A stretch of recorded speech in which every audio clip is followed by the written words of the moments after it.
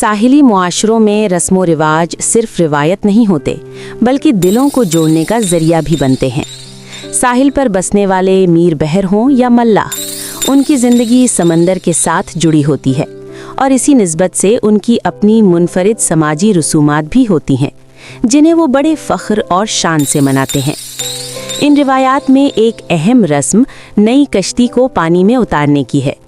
जब कोई मीर बहर या मल्लाह बड़ी मेहनत और बचत के बाद नई कश्ती बनाने का इरादा करता है, तो ये सिर्फ एक कश्ती नहीं, बल्कि पूरे ख़ानदान के लिए खुशी का लम्हा होता है। कश्ती की बुनियाद रखने के मरहले को नाखवा लोग तर रखना कहते हैं। इस मौके पर घर में खुशी की फ़िज़ा होती है। मीठे चावल की देग पकाकर बच्चों और मोहल्ले वालों में तकसीम की जाती है, जबकि घर में कुरान ख़्वानी का एहतमाम किया जाता है ताकि नई कश्ती के लिए खैर व बरकत की दुआ की जा सके। जब कश्ती का ढांचा कुछ हद तक तैयार हो जाता है तो तजुर्बाकार नाखवा उसे देखने आते हैं। वो कश्ती के बनावट, तवाज़ुन और शक्ल को बड़ी बारीकी से परखते हैं ताकि समंदर के सफ़र के लिए वो मुकम्मल तौर पर महफूज हो।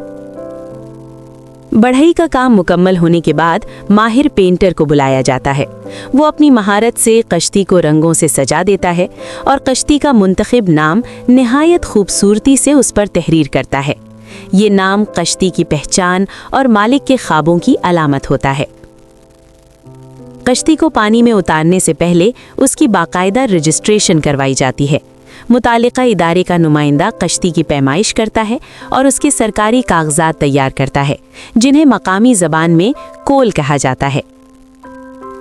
मुकर्ररा फ़ीस अदा करने के बाद ये दस्तावेज़ात मालिक के हवाले कर दी जाती हैं।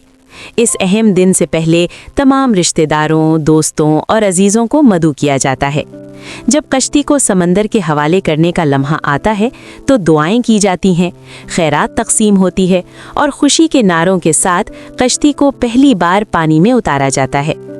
ये रस्म सिर्फ एक कश्ती के आगाज़ की नहीं, बल्कि उम्मीद, मेहनत और समंदर से वाबस्ता ज़िंदगी के नए सफ़र की अलामत होती है। कश्ती को पानी में उतारने से पहले खानदान और अजीज़ व अकारिब अपनी मोहब्बत और दुआओं के इजहार के तौर पर कश्ती पर दुपट्टा बांधते हैं। कश्ती के मालिक को अजरक और हार पहनाया जाता है, जो इज्जत, खुशी और नेक तमन्नाओं की अलामत होता है। इसके बाद मजबूत रस्सियों की मदद से कश्ती को आहिस्ता आहिस्ता समंदर की जानिब खींचा जाता है। इस लम्हे सब लोग एक साथ बुलंद आवाज़ में नारा लगाते हैं, अल्लाह मईस। ये नारा अल्लाह की मदद और हिफाजत की दुआ समझा जाता है। जब कश्ती पहली बार पानी को छूती है तो खुशी की लहर दौड़ जाती है। कश्ती के मालिक की तरफ से आए हुए तमाम मेहमानों में खजूर तकसीम की जाती है ताकि इस नए सफ़र की मिठास सब में बांटी जा सके। इधर घर में ख़वातीन भी खुशी का जश्न मनाती हैं। वो अपने रिश्तेदारों को मधु करती हैं और जैसे ही खबर पहुंचती है कि कश्ती कामयाबी से पानी में उतार दी गई है तो खुशी के इजहार के तौर पर कश्ती वाले घर की ख़वातीन को पानी से भिगोया जाता है। बाद में अहले मोहल्ला में भी खजूर तकसीम की जाती है, जबकि करीबी रिश्तेदार ख़वातीन अपनी तरफ से कश्ती के मालिक के ख़ानदान को तहाइफ पेश करती हैं।